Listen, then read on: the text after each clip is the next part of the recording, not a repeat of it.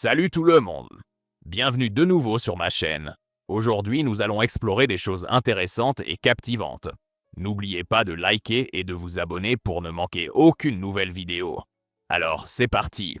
Salut les amis. L'histoire d'aujourd'hui s'intitule « Je lui ai dit que ma fiancée devenait trop proche de son meilleur ami. » Elle a répondu « Tu es insécure, il est dans ma vie depuis avant toi. Si tu me forces à choisir, je le choisirai toujours. » Alors je l'ai fait, j'ai annulé le mariage et je les ai mis dehors tous les deux. 4 mois plus tard, elle est revenue enceinte et en larmes. Bon, les amis. Suzanne et moi devions nous marier. Puis elle m'a lâché, l'air de rien, et, Chad étant vilé, il a besoin d'un endroit où dormir. Je ne suis pas du genre jaloux, donc au début ça ne me dérangeait pas. Jusqu'à ce qu'il commence à se comporter de manière beaucoup trop proche pour de simples amis, si vous voyez ce que je veux dire. Je l'ai signalé. Ça ne lui a pas plu, alors je les ai mis dehors et j'ai annulé le mariage. Voilà comment tout s'est effondré. Mise à jour en bas, mais sérieusement, lisez tout. Ça devient complètement dingue. Moi, homme de 31 ans, je dirige un atelier de moto custom à Austin qui cartonne depuis que je l'ai ouvert il y a 3 ans. 6 chiffres par an, articles dans des magazines de Bike Week, tout le package. J'ai été licencié de mon job d'ingénieur, j'ai utilisé mon indemnité de départ pour louer un vieux garage et en faire quelque chose de réel. La première année a été l'enfer. Maintenant, des célébrités prennent l'avion pour des préparations sur mesure. L'atelier a cette ambiance industrielle que les filles adorent ou détestent, briques apparentes, panneaux vintage, rock classique en fond sonore, et l'odeur permanente d'huile moteur et de métal. J'ai 2 mécaniciens à plein temps, 2 gars qui connaissent leur boulot et ne créent pas de drame. Andrew est un vieux briscard, expert Harley à l'ancienne, et Ali est plus jeune, un génie des sportives. Il y a 2 ans et demi, je suis à une vente aux enchères caritatives pour les vétérans blessés quand cette bombe s'approche de ma table. Je rencontre Suzanne, 27 ans, femme, responsable RP pour une boîte tech du centre-ville.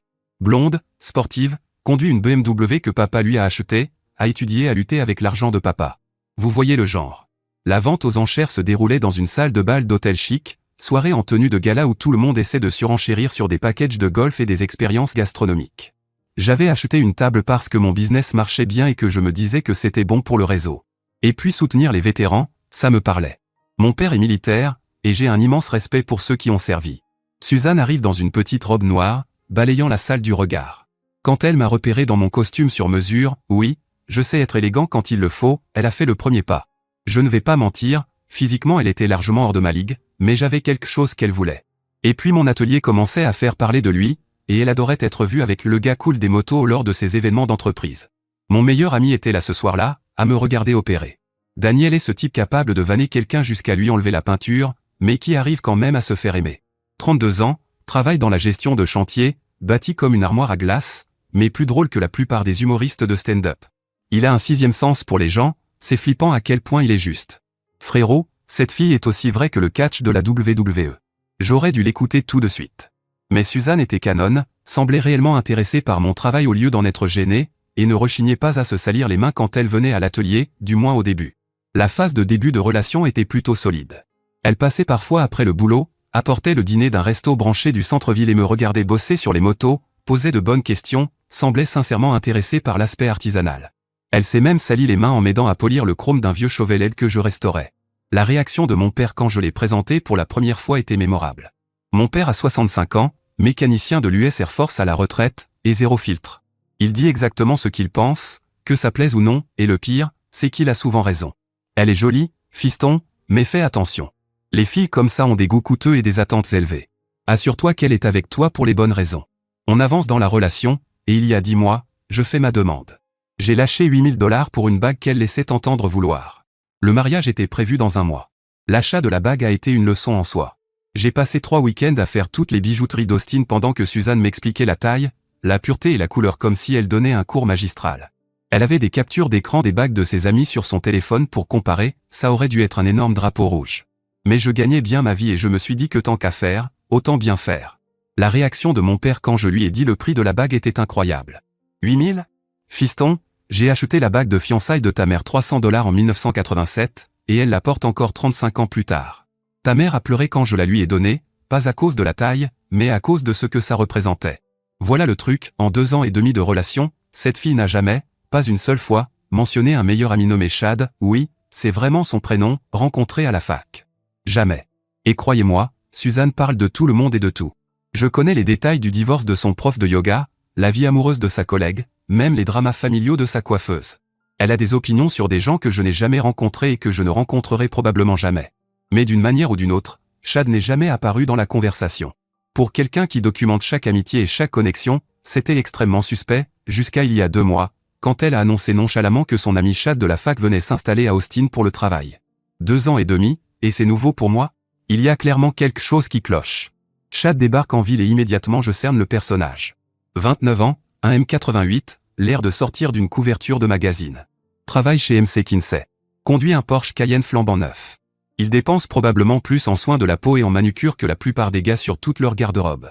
MC Kinsey, c'est l'un de ces cabinets de conseil qui facturent des millions aux entreprises pour leur dire ce que leurs propres employés savent déjà. Chad a ce swagger typique des consultants. Il parle en jargon, balance des noms de clients, agit comme s'il était personnellement responsable du succès des entreprises du Fortune 500. Mais ce ne sont pas seulement son look ou son attitude qui ont déclenché mes alarmes. C'est surtout la façon dont Suzanne se comporte avec lui. Je l'ai déjà vu excité, mais là c'était différent. La manière dont elle l'a enlacé à l'aéroport, sautillant comme une ado qui rencontre sa célébrité préférée. La façon dont elle nous a présentés était encore pire. Comme si elle me présentait son comptable fiscal, pendant que Chad me serrait la main mollement et se mettait immédiatement à parler à Suzanne comme si j'étais invisible. Puis il sort son téléphone, lui montre des photos, une blague interne à propos du spring break à Canquin, en ignorant totalement le fait que je suis juste là, à côté. Les photos du spring break étaient particulièrement agaçantes. Chad fait défiler des clichés de lui et Suzanne sur une plage, tous les deux comme sortis d'une pub de station balnéaire. Elle est en bikini, ne laissant rien à l'imagination. Lui est torse nu, exhibant son abonnement à la salle de sport. Et sur chaque photo, il pose comme un couple. Tu te souviens quand on a fait du parachute ascensionnel? Demande Chad en lui montrant une photo où ils sont harnachés ensemble. Oh mon Dieu, oui. C'était incroyable. Suzanne s'est presque mise à couiner, se rapprochant de lui pour mieux voir l'écran. Moi, je suis là, à me demander pourquoi ma fiancée ne m'a jamais parlé d'avoir fait du parachute ascensionnel avec un autre mec, ni même du fait qu'il existe des photos. Daniel était avec moi. Il m'avait conduit à l'aéroport parce que mon pick-up était au garage pour un changement de pneus. Et il me lançait ce regard du genre, mec, tu vois ce que je vois? Les expressions faciales de Daniel valent mieux que la télé par câble. Ce type peut faire toute une séance de roast juste avec ses sourcils. J'ai essayé de rester cool. Peut-être qu'il rattrape juste le temps perdu, non? Mais 45 minutes à tenir le rôle de la 3e roue pendant que ma fiancée glousse aux histoires d'un autre mec, c'était ma limite. Quand j'ai tenté d'engager la conversation sur le travail de Chad, il s'est mis à se vanter de son salaire à 6 chiffres, moyen, et de ses séjours au Four Seasons payés par la boîte.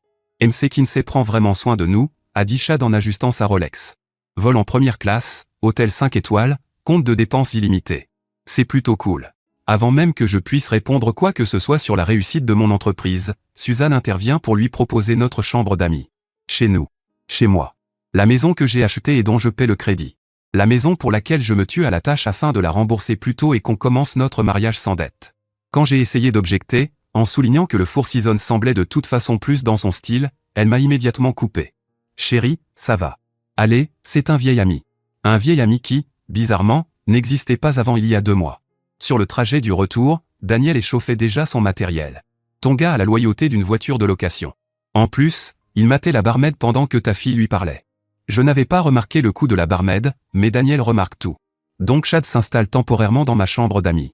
Le mec s'est complètement approprié les lieux, il utilise mon matériel de sport, mange ma nourriture, et a même eu le culot de réarranger les meubles de mon salon parce que, selon lui, ce n'était pas propice à la conversation.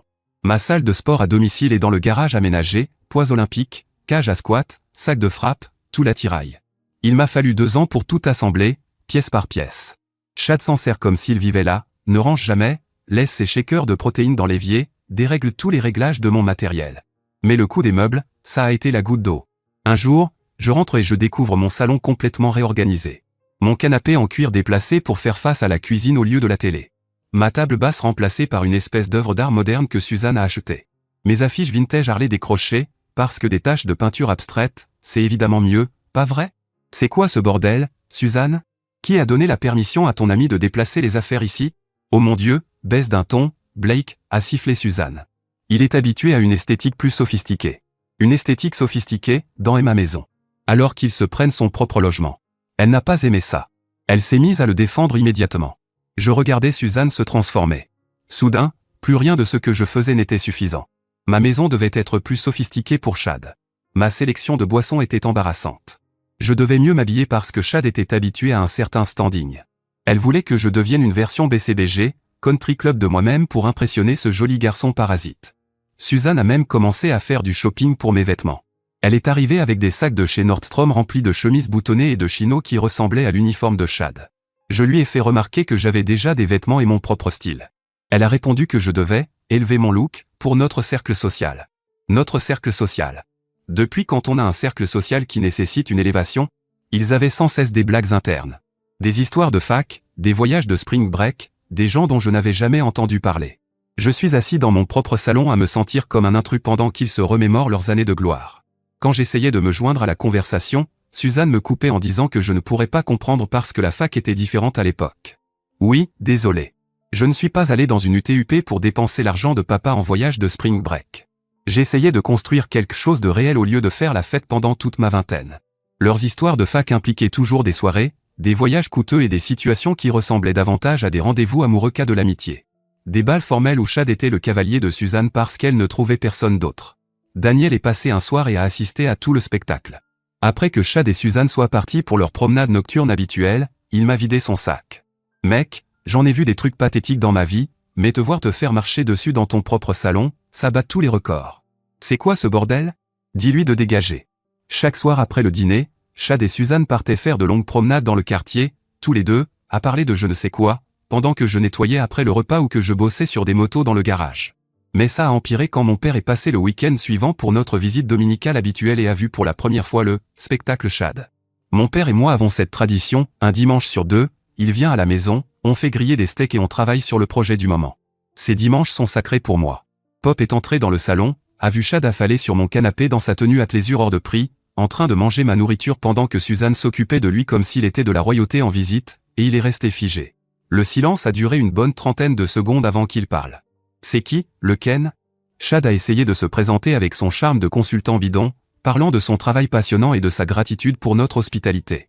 Mon père a simplement hoché la tête poliment et est parti. Quand Pop devient poli, c'est qu'il n'aime pas quelqu'un. On est sorti sur la terrasse arrière et il n'a pas perdu de temps. Ce garçon ne cherche pas un appartement, il en a déjà trouvé un. Le tien. Et ta fille se comporte comme si elle avait déjà emménagé avec lui. Il a coupé court aux conneries. Je suis marié depuis 35 ans. Je sais à quoi ressemblent de simples amis, et ça n'en est pas. Ce garçon a des vues sur ta femme, et elle le laisse faire. Les choses ont vraiment dérapé quand Chad a commencé à prendre le contrôle de l'organisation du mariage. Ce type avait un avis sur tout, la musique, les fleurs, la nourriture, même les cadeaux pour les garçons d'honneur. Et Suzanne buvait ses paroles, citant sans cesse le goût incroyable de Chad et à quel point il comprenait ce qu'elle aimait mieux que quiconque. Mieux que ton fiancé que tu épouses dans un mois? La musique, en particulier, était insupportable. Suzanne et moi avions déjà choisi les morceaux, un mélange de rock classique, un peu de country, des choses qui nous représentaient tous les deux. Mais Chad trouvait notre playlist trop basique, pas assez sophistiquée pour le lieu. Il a passé des heures à créer une nouvelle playlist remplie de jazz et d'indie sur lesquelles personne ne danserait. Fais-moi confiance, ça créera l'ambiance parfaite, expliquait Chad en faisant défiler Spotify Premium sur mon ordinateur portable. Vos invités apprécieront cette sélection musicale plus raffinée. Mais le point de rupture est arrivé lors de la dégustation du gâteau. Chad devait venir parce qu'il comprenait le palais raffiné de Suzanne. Suzanne n'avait jamais mentionné avoir un palais raffiné en 2 ans et demi de relation. Elle mangeait des pizzas, des burgers, des tacos, de la nourriture normale. Mais soudain, elle a ce palais sophistiqué qui nécessite la consultation d'un expert nommé Chad. Quand nous avons enfin choisi un gâteau, le choix de Chad, évidemment, Suzanne s'est tournée vers lui avec un regard d'adoration pure. Tu sais toujours exactement ce que je veux. Elle a demandé à Chad son approbation pour notre gâteau de mariage. Le mec qui était en ville depuis quelques semaines comprenait apparemment mieux ce que voulait ma fiancée que moi après 2 ans et demi. Quand j'ai demandé pourquoi son avis comptait plus que le mien, Suzanne m'a traité d'insécure. Insécure, parce que je voulais que ma fiancée accorde de la valeur à mon opinion. Chad a juste vraiment bon goût, a-t-elle expliqué.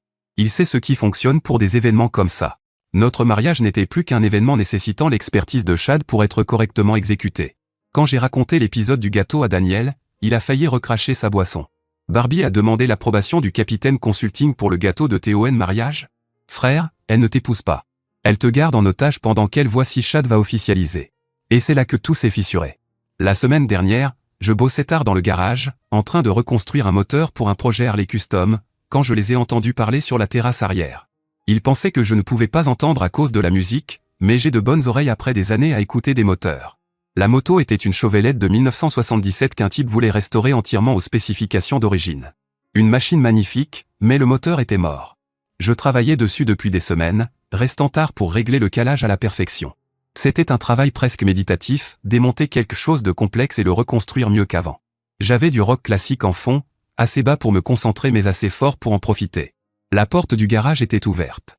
Heureusement, parce que c'est là que je les ai entendus. « Suzanne, tu es vraiment sûre de cette histoire de mariage ?» La question m'a glacé.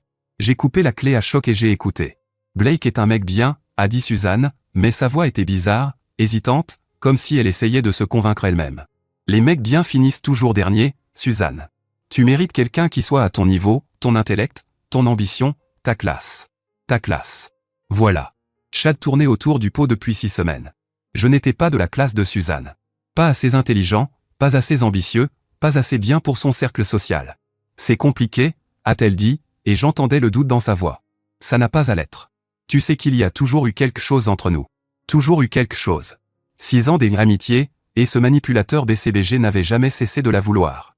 Il jouait le long jeu depuis le début, se positionnant comme le meilleur choix tout en sapant ma relation avec Suzanne. Pense à ce qu'on pourrait avoir, à ce vers quoi on a toujours avancé. Pendant 6 ans, pendant qu'elle sortait avec d'autres hommes, pendant que moi je tombais amoureux d'elle, Chad attendait et construisait ce moment. J'ai coupé la musique et je suis rentré, mais dormir était impossible. Le lendemain matin, j'ai appelé Daniel dès l'aube. Enfin. Je me demandais quand le capitaine Cocu allait montrer son vrai visage. « Qu'est-ce que tu as entendu ?» Je lui ai tout raconté. Toute la conversation, mot pour mot. « Frère, ce type vient de te dire exactement ce qu'il prépare depuis le début. La question, c'est, qu'est-ce que tu vas faire maintenant ? Qu'est-ce que j'allais faire ? C'est là que ça devient intéressant. Cet après-midi-là, j'ai décidé de forcer la situation. J'ai dit à Suzanne qu'il était temps que Chad trouve son propre logement, qu'on avait besoin d'espace pour nous concentrer sur nous avec le mariage dans 3 semaines. Chad doit trouver son propre endroit, ai-je dit quand Suzanne est rentrée du travail. Le mariage est dans 3 semaines et on doit se concentrer sur nous. La réaction a été immédiate et nucléaire. Elle m'a traité d'égoïste parce que je voulais que Chad parte alors qu'il essayait de s'installer dans une nouvelle ville. Quand j'ai fait remarquer qu'il avait un boulot à 6 chiffres et pouvait largement se payer son propre logement, elle a menacé de repousser le mariage si je continuais à être jaloux et contrôlant. C'est mon plus vieil ami, Blake. Comment peux-tu être aussi sans cœur ? Voilà. Repousser notre mariage parce que je veux que son ami quitte ma maison. Tu repousserais notre mariage pour Chad ? Je repousserai notre mariage parce que tu agis de manière paranoïaque et contrôlante. Paranoïaque, parce que je ne voulais pas qu'un autre homme vive chez moi. Parce que je voulais que ma fiancée fasse passer notre relation en priorité. Alors je lui ai posé la question franchement. Si elle devait choisir entre moi et Chad, là, maintenant, aujourd'hui, que dirait-elle ? Elle m'a regardé bien trop longtemps. Le silence s'est étiré jusqu'à devenir une réponse en soi. Je voyais son cerveau tourner, chercher la bonne réponse qui lui permettrait de nous garder tous les deux. C'est une question ridicule. C'est une question simple. Si tu devais choisir maintenant, qui choisirais-tu ? Je ne devrais pas avoir à choisir entre mon fiancé et mon ami. Mais si tu devais le faire. Encore une pause, interminable.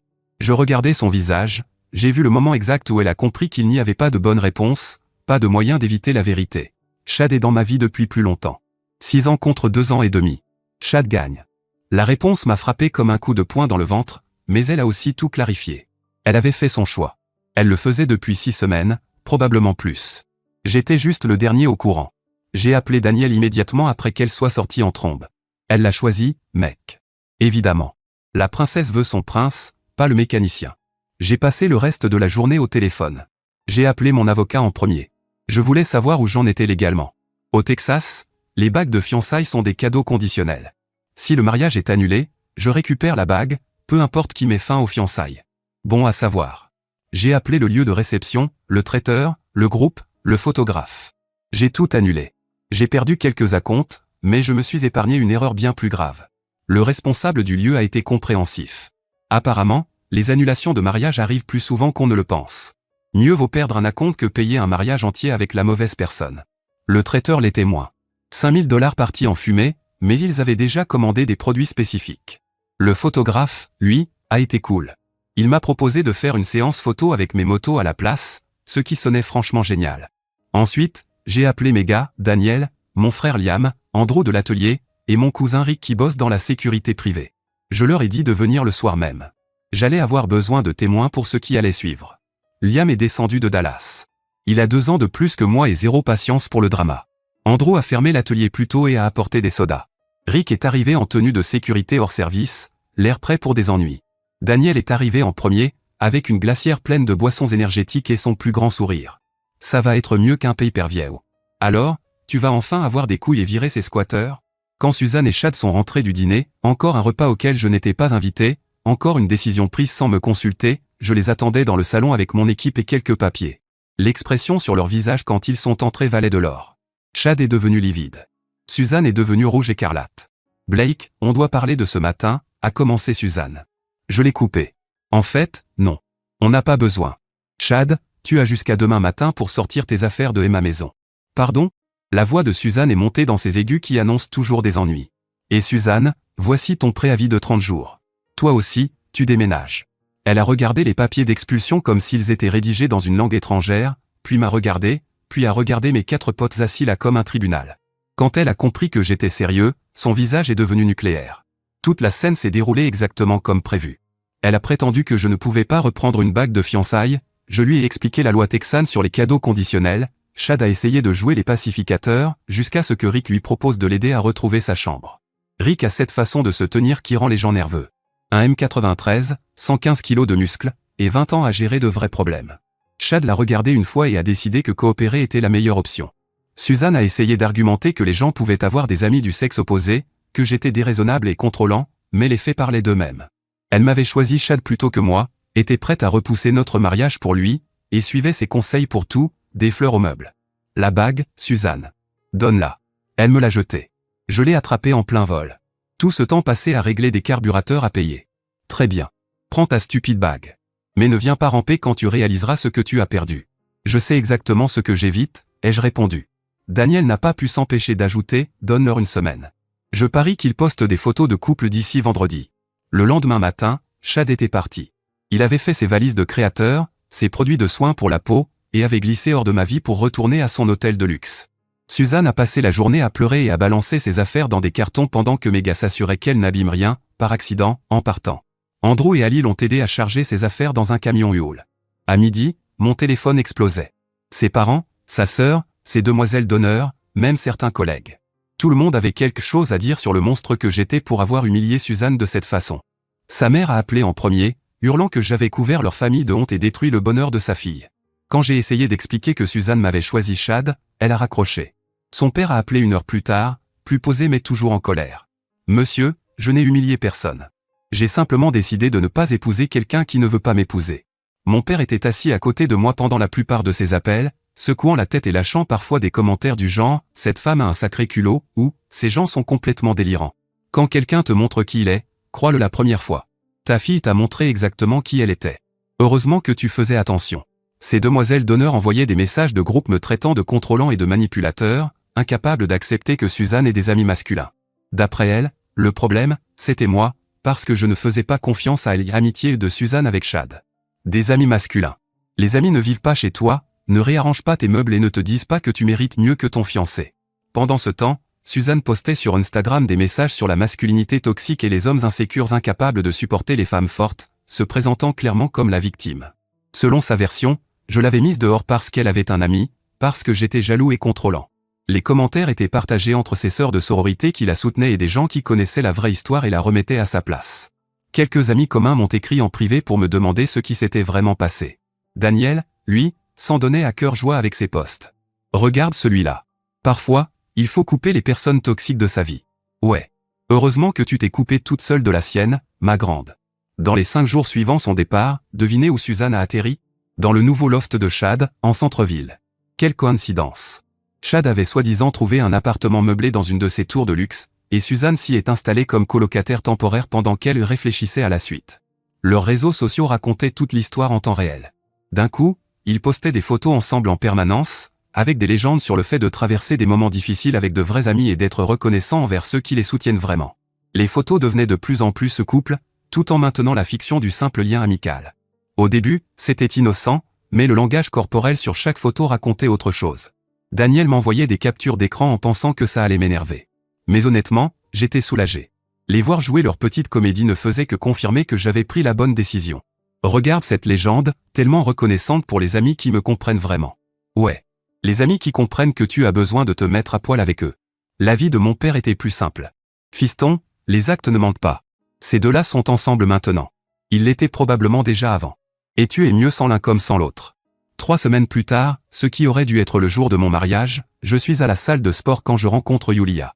Elle est kinésithérapeute, possède son propre cabinet, et ne pleure pas quand quelqu'un n'est pas d'accord avec elle. Je m'entraînais dur depuis la rupture, en partie pour évacuer le stress, en partie parce que j'avais soudain beaucoup plus de temps sans les préparatifs du mariage. Yulia faisait des deadlifts au rack à squat à côté du mien, avec une technique parfaite, soulevant plus lourd que la plupart des mecs de la salle. Quand elle m'a vu observer sa technique, elle a souri et m'a demandé si je regardais sa posture ou si j'étais juste un creep. Ta posture. La plupart des gens soulèvent avec le dos au lieu des jambes. Toi, tu sais ce que tu fais. On a pris un café après l'entraînement et elle m'a demandé ce que je faisais dans la vie. Quand je lui ai parlé de l'atelier de moto, ses yeux se sont illuminés. Trop cool. C'est vrai que les Harley sont plus difficiles à manier que les sportives. Aucune honte vis-à-vis du travail manuel, juste un intérêt sincère et du respect. Quand je lui ai proposé de lui apprendre à conduire une moto, elle a accepté sans hésiter. Yulia est différente de Suzanne sur tous les points qui comptent. Elle a son propre argent, sa propre entreprise, ses propres objectifs. Elle n'a besoin de personne pour la prendre en charge ou valider ses choix. Quand on va dîner, elle insiste pour partager l'addition jusqu'à ce que je la convainque de me laisser payer. On ne sortait pas officiellement ensemble, toutefois. Je ne me jetais pas dans une autre relation aussi vite.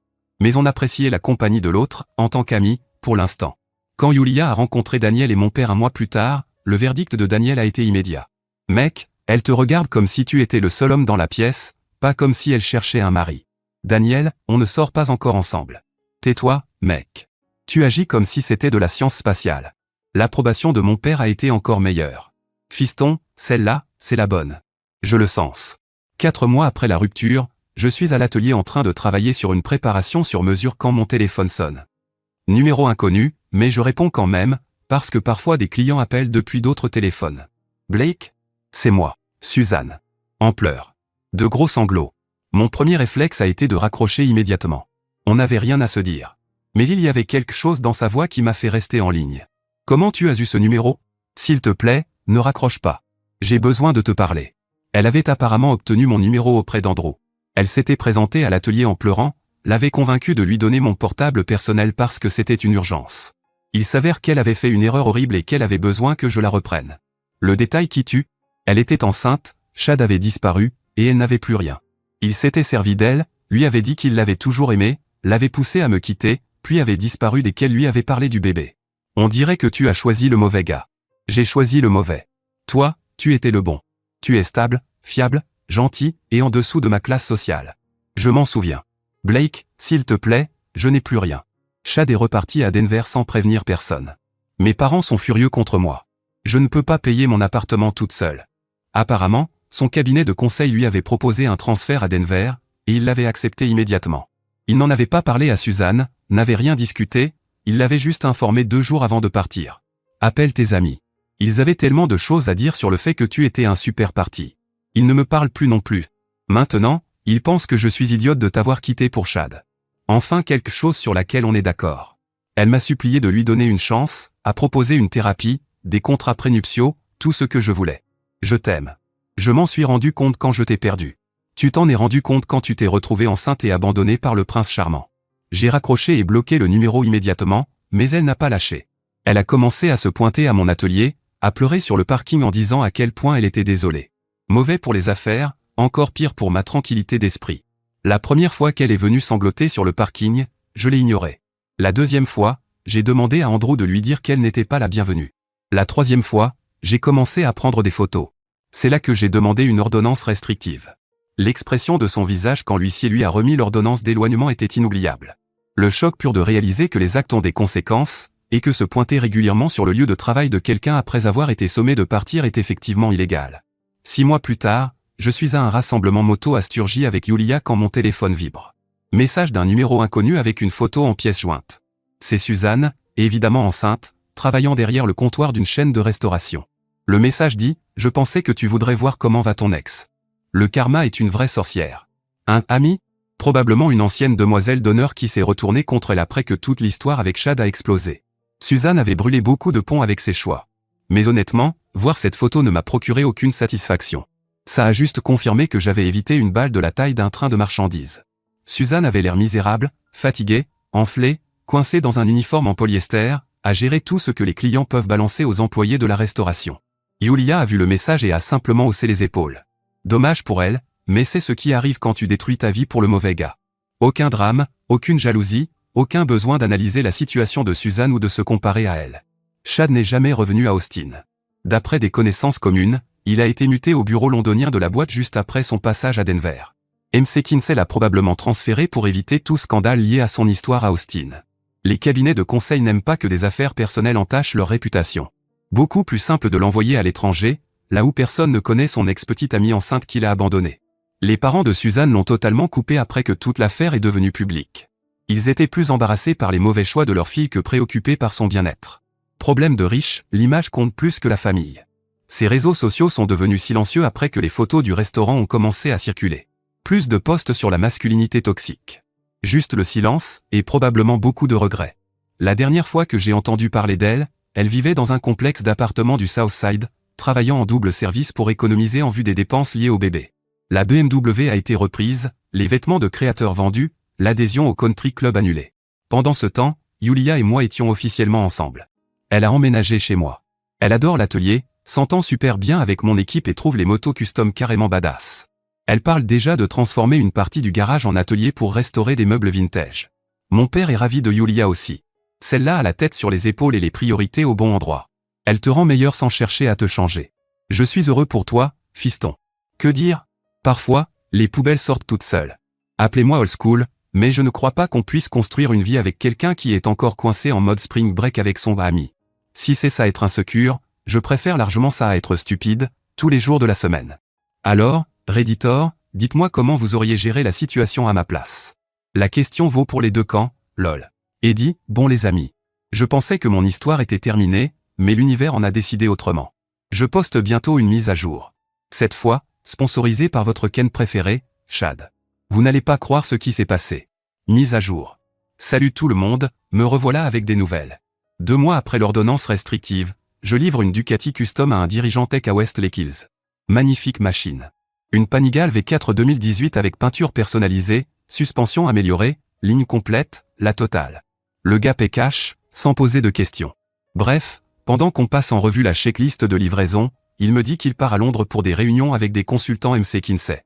Une bande de gamins prétentieux qui pensent tous avoir du business parce qu'ils ont fait des écoles UP. Puis il lâche le nom qui me fait tendre l'oreille. Il y en a un certain Chad Morrison, un vrai connard, qui agit comme s'il avait inventé le conseil. Tiens donc, Barbie face. Apparemment, Chad est tout aussi arrogant et inutile à Londres qu'il l'était à Austin. Le type est censé être un crack, mais chaque recommandation qu'il fait nous coûte de l'argent sans améliorer quoi que ce soit. Consultant classique. Excellent pour parler. Nul pour faire. En rentrant chez moi, j'ai fouillé un peu sur LinkedIn. Chad poste sans arrêt sur son incroyable chapitre londonien et son engagement envers l'excellence. Pendant ce temps, son Instagram le montre en train de faire la fête dans des clubs et de sortir avec des femmes britanniques, pendant que Suzanne enchaîne les doubles services, enceinte de son enfant. Le contraste était frappant. Chad faisait la fête dans des clubs londoniens hors de prix pendant que la mère de son enfant servait des hamburgers pour payer son loyer. Même pour un consultant prétentieux, c'était d'une froideur absolue. Chad pensait que Londres serait un nouveau départ. Moi, je venais juste de donner son adresse de réexpédition au karma. J'ai donc écrit l'email le plus professionnel de toute ma vie au service RH de MC Kinsey Londres. J'y expliquais comment l'un de leurs consultants avait abandonné une femme enceinte à Austin après avoir fait éclater ses fiançailles. J'ai joint des captures d'écran le montrant en train de faire la fête à Londres pendant qu'elle travaillait dans la restauration pour survivre. J'ai mentionné que ce genre de comportement pouvait ne pas correspondre à leurs valeurs d'intégrité et à leurs standards de responsabilité d'entreprise. Professionnel, mais incisif. Je les ai laissés tirer leurs propres conclusions quant au fait de laisser quelqu'un comme Chad représenter leur société. Mais ce n'était pas suffisant. J'ai retrouvé les parents de Chad via les réseaux sociaux, William et Nicole Morrison, une grande famille de l'immobilier à Dallas, le genre de gens qui accordent plus d'importance à la réputation qu'à tout le reste. J'ai aussi trouvé sur Facebook Martha, l'ancienne colocataire de fac de sa mère. Elle fait du bénévolat dans un centre d'aide à la grossesse à Austin, où elle aide des mères célibataires à obtenir des ressources et du soutien.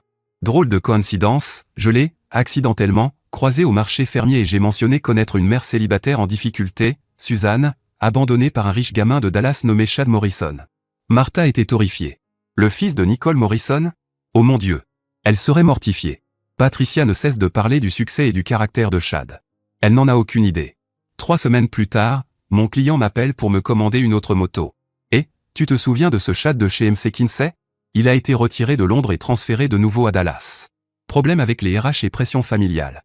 Il avait l'air misérable pendant notre appel vidéo. L'Instagram de Chad racontait toute l'histoire. Les photos de soirée à Londres se sont arrêtées net. Les clichés de restaurants chics ont disparu. Un seul poste triste devant un banal immeuble de bureau à Dallas, hâte de nouvelles opportunités à la maison. Les commentaires étaient féroces. Des amis londoniens demandaient ce qui s'était passé. Des amis de la famille à Dallas postaient des messages de compassion forcés. Quelqu'un a tagué Suzanne en demandant si c'était le père de son bébé, ce qui a amené pas mal de gens à relier les points. Il s'est avéré que Martha ne s'était pas contentée d'appeler la mère de Chad. Elle a organisé une véritable intervention des dames de Highland Park, a mobilisé toutes ses amies et en a fait une affaire communautaire. Nicole était tellement embarrassée qu'elle a rapatrié Chad à Dallas immédiatement. Non seulement elle l'a forcé à quitter MC Kinsey, mais elle l'a aussi obligé à travailler pour l'entreprise immobilière de papa, pour une fraction de son ancien salaire de consultant. Et surtout, elle l'a contraint à mettre en place un fonds fiduciaire pour Suzanne et le bébé afin d'éviter tout nouveau scandale. Le fonds fiduciaire, c'était le meilleur. Chad est passé d'un salaire de consultant à 6 chiffres à un boulot sous la surveillance étroite de ses parents, tout en versant une pension mensuelle à la femme qu'il avait abandonnée, simplement parce que maman avait honte de son comportement. Résultat, Chad est coincé à Dallas à travailler pour ses parents, à soutenir financièrement l'enfant qu'il avait tenté d'abandonner, et sa carrière de consultant est morte et enterrée. Suzanne reçoit des versements mensuels qui dépassent probablement son salaire dans la restauration, et elle a accès aux soins de santé grâce au fonds. Je n'ai pas levé une clé, ni donné un seul coup de poing. J'ai juste laissé le karma agir via LinkedIn et les mamans de la ligue de soccer. Et souvenez-vous, les amis, si un jour elle vous dit « ce n'est qu'un ami », souriez, hochez la tête et commencez à garder des preuves. Paix à tous, les amis. Merci d'avoir suivi cette saga jusqu'au bout.